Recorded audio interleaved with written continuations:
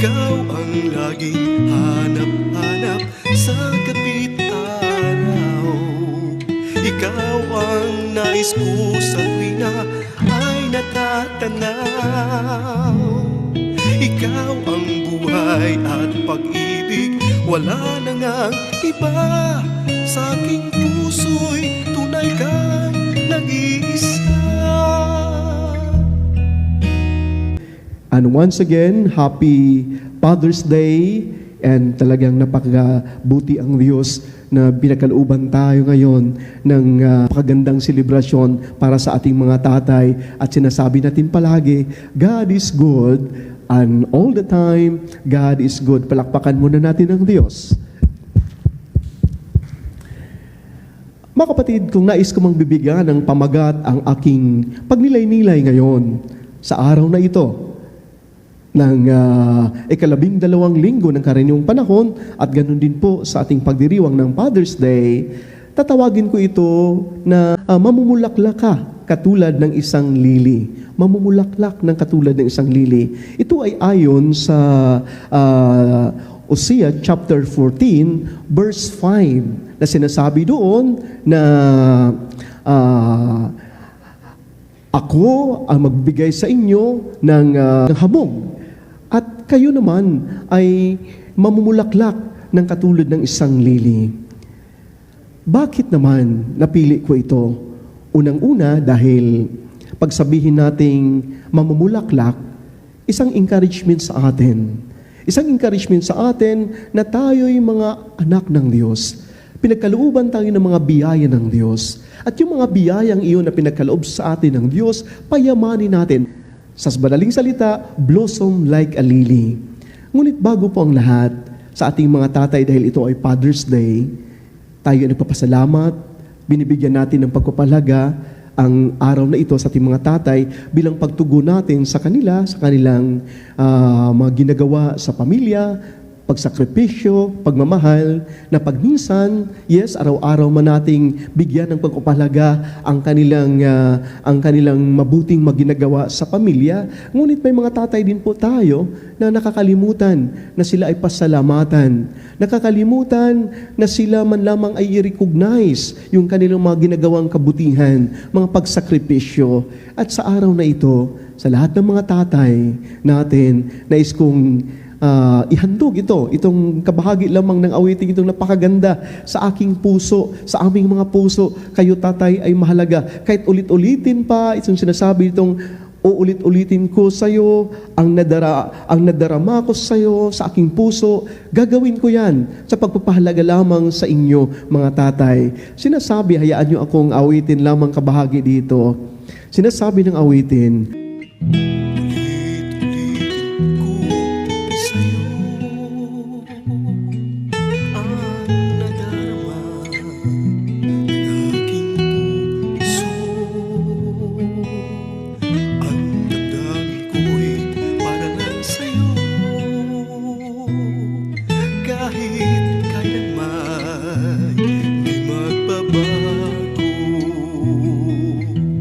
ikaw ang laging hanap-hanap sa kapit araw.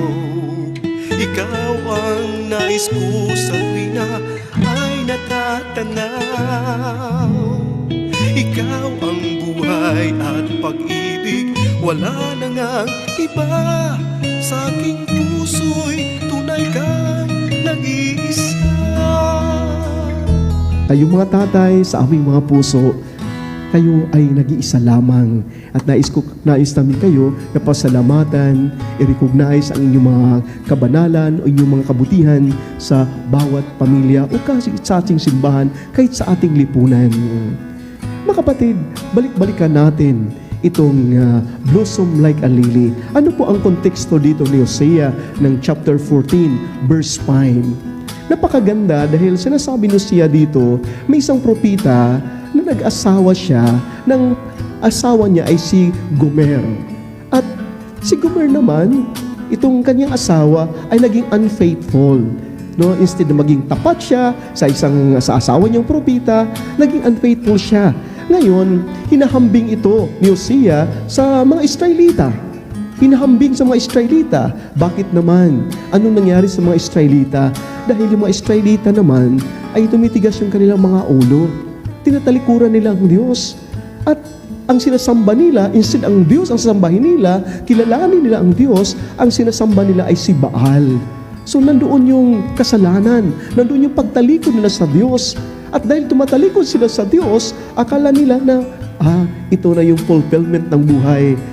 Ito ay maghatid sa atin ng kasayahan. No, iba ang nangyayari. Nagkaroon ng matinding drought, matinding pagsubok ang dinadaanan nila, ang naranasan nila.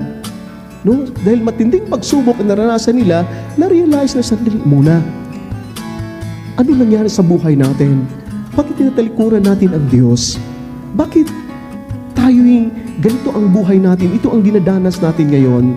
At nung sila ay nagkakaroon ng pagbabago, sabi ni Oseas ngayon sa chapter 14 verse 5, sinasabi niya na katulad ako ng isang hamog. Isang hamog. Ang hamog, pag titingnan natin yung mga hamog, naramdaman lamang natin, nakikita lamang ito natin sa gabi.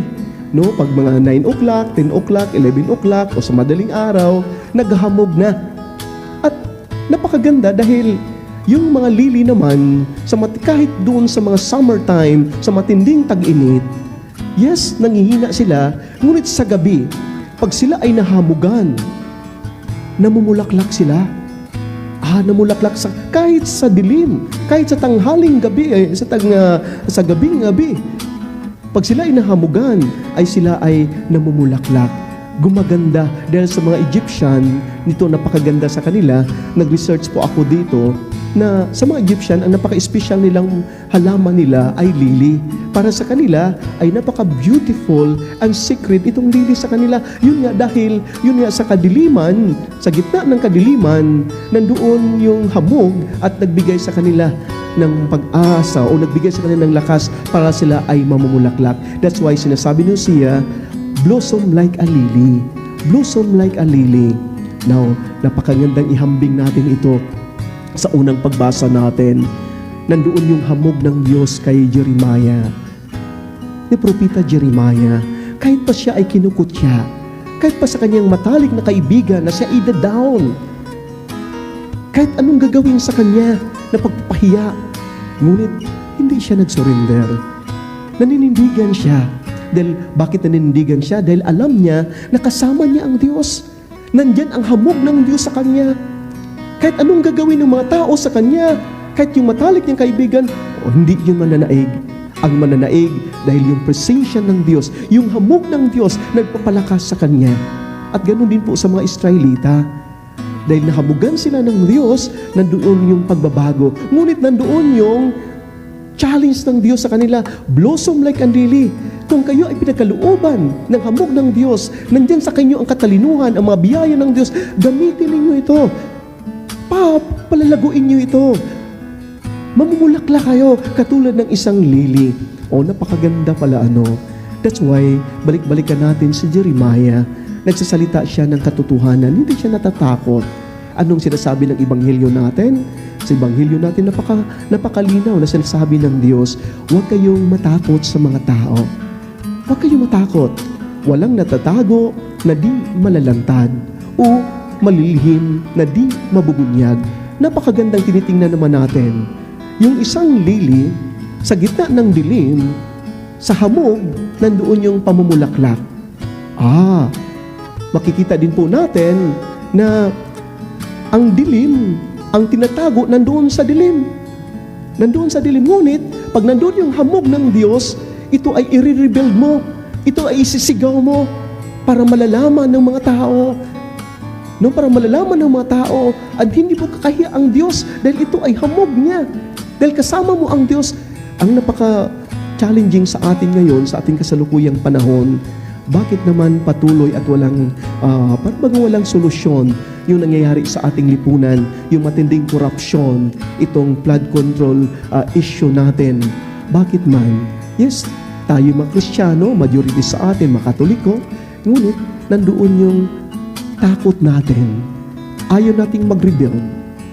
Nandyan yung hamog ng Diyos, pero yung challenge ng Diyos na blossom like a lily, wala tinataguan natin. Kahit alam natin ang nangyayari, ngunit ayaw nating mag-rebel. Pag minsan din sa mga sitwasyon na nandyan sa magkakaibigan, sa magkakapatid, alam mo na yung kanyang kahinaan, alam mo na ang kanyang ginagawa na hindi maganda ang kanyang ginagawa, alam mo na talagang nandyan siya sa kasamaan, ngunit tinutolerate mo pa rin. Hindi tayo tumatayo na parang isang nagbo-blossom tayo at nananindigan na kapatid, hindi maganda yung ginagawa mo. Kapatid, nais kong maging matuwid ang buhay mo. No? Ito yung challenge sa atin kung paano tayo magbo-blossom, paano tayo mamumulaklak katulad ng isang lili. At napakaganda mga kapatid dahil yun nga, kung titingnan natin yung pag-blossom ng isang lili, ma-recognize lamang natin yung pagbo-blossom nito, pamulaklak nito, kung i-recognize din po natin kung ano yung unang-unang katayuan natin. Kagaya ng mga Israelita, kinikilala nila na ito ang nangyari sa atin. Tumatalikod tayo sa Diyos, nagsasamba tayo ni Baal, instead na sambahin natin ang Panginoon nating Diyos. So, hindi tayo mamumulaklak unless kikilalanin natin. At ang pangalawa ditong titingnan natin, yung isang proseso. Isang proseso na namulaklak ang isang lili sa kadiliman. Yes, nandoon na yung beauty mo, ngunit pagdating sa liwanag, i-rebuild mo na yun. Ibig sabihin dito, maging witness tayo sa katotohanan. Maging totoo tayo sa katotohanan. Hindi natin tataguan itong mga nakikita natin na hindi maganda sa lipunan natin, nakakasira sa ating kapwa. Sa halip na iakay natin, tulungan natin yung kapwa natin, lalong-lalo na sinasabi ni Pope Francis, ni Late Pope Francis, ng mga kapatid natin nandiyan sa laylayan, nandun sa mga peripheries natin mga kapatid, na tulungan natin na iahon sila. Maging matotoo tayo, hindi tayo matatakot, dahil yun nga, kung nandyan na sa atin itong pagmamulaklak na ito, then kaya nating i-rebuild na nandyan ang Diyos sa ating buhay. At balik-balikan natin itong Father's Day natin. Napakaganda po dahil sa ating mga tatay, nandyan po ang hamog sa kanila. Sa ating mga tatay, kahit pa man pagod na, pag minsan, again, hindi na-recognize natin yung kanilang mga paghihirap, kahit pa man doon sa araw-araw nilang maginagawa, pag minsan nga, naalala ko lamang, tabi-tabi lamang, dahil kahapon doon sa Dalagit sa Cebu, napakinggan ko po sa aking kaibigan, na may isang tao doon, isang tatay, na umagang-umaga kahapon ay nag-commit ng suicide, nagbigti, nakakalungkot, parang hindi ako makaget over dito. Pinagdinilayan ko, bakit naman? Bakit naman? Siguro dahil ginagawa ng tatay ang lahat, ngunit yung ginagawa niya walang recognition. Instead na i-recognize siya, iba yung ginagawa ng mga pamilya, mga mahal sa buhay. No, pero hindi ito. Alalahanin natin, kagaya na Jeremiah, tumatayo siya kay itong hirap. Dahil nandyan ang Diyos, nandyan ang hamog ng Diyos. Nawa ito din po sa mga tatay natin. Napapagod man kayo mga tatay sa inyong pagsakripisyo sa pamilya, alalahanin ninyo na hindi kayo nag-iisa. Nandyan ang hamog ng Panginoong Diyos na magbigay sa inyo ng lakas. At itong araw na ito, ipanalangin namin kayo. Sa araw na ito, nirecognize namin ang inyong magawang kabanalan, ang inyong ginagawa sa inyong pamilya, sa mga kapatay natin sa simbahan na naglilingkod, sa mga tatay natin na naglilingkod din po sa ating lipunan. Sa inyo, salamat sa inyong lahat. At nawa sa inyong hindi kayo mawalan ng pag-asa, sa halip magkaroon kayo ng lakas dahil ang hamog ng Panginoong Diyos ay palagi nagbibigay ng lakas sa inyo para kayo ay mamumunga katulad ng isang lili, blossom like a lily. Pagpalain tayo ng Diyos, mga kapanalig. Amen. Kahit buksan pa ang titig ko, matatag po ay larawan mo. Ikaw ang laging hanap-hanap sa gabing araw. Ikaw ang nais ko sa tuwing na ay natatanaw.